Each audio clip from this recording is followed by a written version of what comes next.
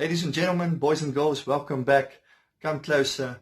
Let's learn new things about business. I'm the business studies guy, and today we are going to look at shares and what shares are. Now, before we get to that, I just want to be clear on one thing. When you hear the word shares, we should always be thinking about companies, okay? Because shares basically equals companies, and that is where you'll find shares, is in companies. Okay, so shares equals companies. Good. Now, with that in mind, let's look at what shares are. Now, the word basically says it all. It's a part of a company. If you've got a share in something, it means that you've got a part in something. And in this case, you're basically, you own a piece of that company, part of that company, a small part, a big part, it doesn't matter. A part of that company belongs to you.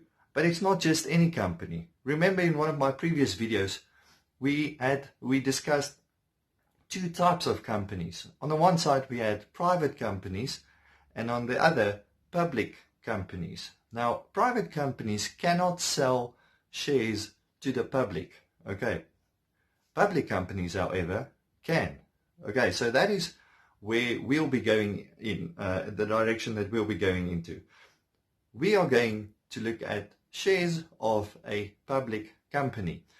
Now, in a public company, you and I, normal people, having a different job at a different location, we can buy shares in any public company that we like.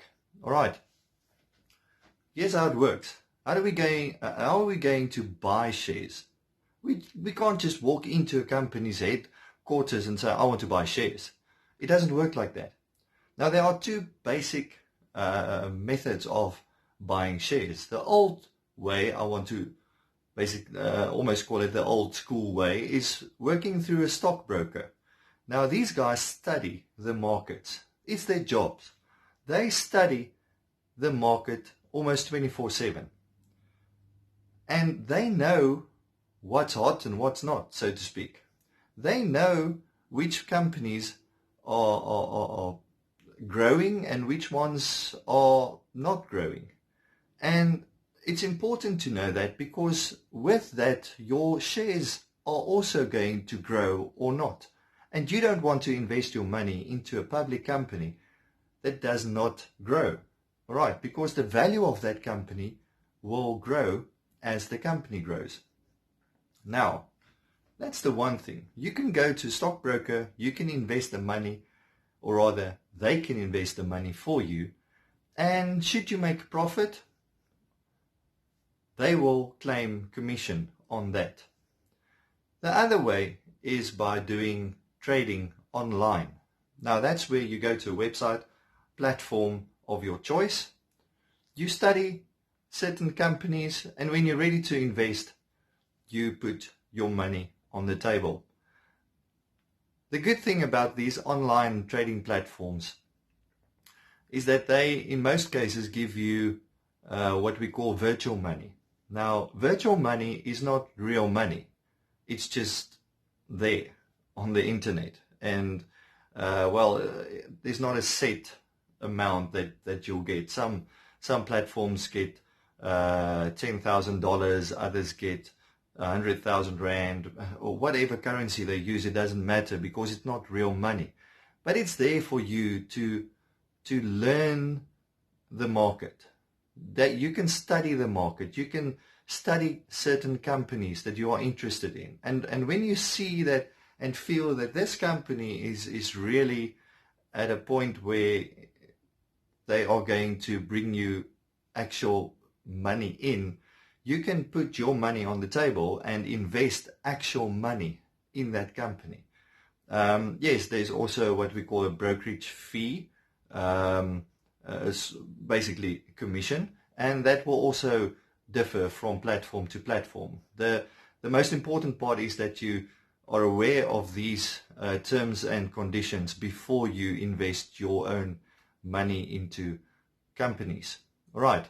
So now that we know what shares are, let's look at ways in which we can make money out of shares. Now, I get this question a lot. How does shares work? How do I get money? How often do I get money? Now, once again, that will differ from company to company, and also the type of shares that you have. Okay. Now, talking about types of shares, there are 3 types of shares that I'm quickly going to explain to you. The first one is what we call founders shares. Now, founders shares, basically the name says it all. This is shares that belongs to the founders of a certain company. Now, if something happens to these founders and they pass away, their family members can inherit those shares. Okay, so it can be passed down to family members. The second one is what we call preference shares. Now, once again, the word says it all. When there's a profit, when the company shows a profit at the end of their financial year, these shareholders have preference of the dividends. Dividends is what we call the part of the profit that is paid out to each shareholders. It's easy to remember. We basically take the profit, we divide it among the shareholders, and that's why it's called dividends. Okay. And then we get ordinary shares. Now, ordinary shares is something that anyone on the street, in the public, can own and buy. Okay. If there's dividends, it's not to say that these ordinary shareholders will receive dividends. Okay. It happens quite often that the company's profit is not enough to pay out dividends to all of its ordinary shareholders. Okay, so that's also the one option that you have when you want to earn money from shares, is by earning a part of the profit, aka dividends. Okay, now these dividends are paid out every 6 months or twice a year. Okay. The other part, or the other option that you have, is by basically trading shares, where you buy shares at a certain price, and if that company grows and the value of the company grows, so your shares will also grow. And then at a certain point where you feel, okay, this is becoming risky, the company's value might not grow as much, or it's going to decrease in value, then you sell your shares. And whatever the difference is between your buying price and your selling price is the profit that you made. Now you can think for yourself. If I buy a big amount of shares, the profit that I make from selling my shares at a higher price is going to be so much more. That's the advantage of trading shares. On the other side, the risk is so much higher. In South Africa, we work with the Rand currency. Now, let's say I buy 1,000 shares at 1 Rand each. It's going to cost me 1,000 Rand. Now, if the price of that shares only increase by 10 cents per unit or per share, it is going to be the same with 1,000 of my units. So the margin profit will be much higher compared to if I only buy 100 shares. But if that price or value of the shares decrease by 10 cents, obviously I'm going to lose more money compared to buying a lower amount of units or number of units. All right, so on the plus side, the more shares you buy, the bigger the possibility for profit. On the downside, the more shares you buy, the bigger the risk and the possibility of losing a lot of money in trading your shares. All right, now on a safer note, there's always the option of starting with penny shares. Now, It's literally what the name says. It's penny shares, small amounts. In most cases, these are new companies listed on the stock exchange. And the value of these shares per unit are not as high as the well-established and well-known companies. I'm talking about between 20 cents and 1 rand a share. So it's not going to break the bank. Some shares might even go up to hundreds of rands, if not thousands of rands. And to top it off, some of these companies have a minimum number of shares that you can buy or must buy. So let's say, for example, you buy shares in a company that's at 300 rand a unit. Now, to our international friends, that is roughly about $15 a share at the current exchange rate.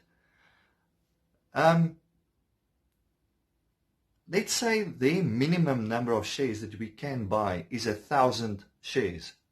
That means we are talking about 300,000 rand here. So we are talking about big amounts of money here. All right. So before you invest in shares, make sure that you know the market. Make sure that you study the company. Read up on that company. Know what their future plans are. Know their history. And that's also going to tell you whether it's a safe option or investment or not. All right. So, yes, trading shares is a very risky business if you don't know what you're doing. That's why it's important to educate yourself first before you invest your money in shares. I hope that you understand shares a bit better now. And I see that we have a few new subscribers to the new ones. Welcome, and I really hope that you learn new things, and please get your friends to join. And we also have an Instagram profile under the same name, the Business Studies Guy, 3 S's in a row. And please make sure to follow me on Instagram then. I also have a new Facebook page for all my followers. Once again, no surprise, the Business Studies Guy is the name of the page. So you are more than welcome to go and follow me and like my page on Facebook.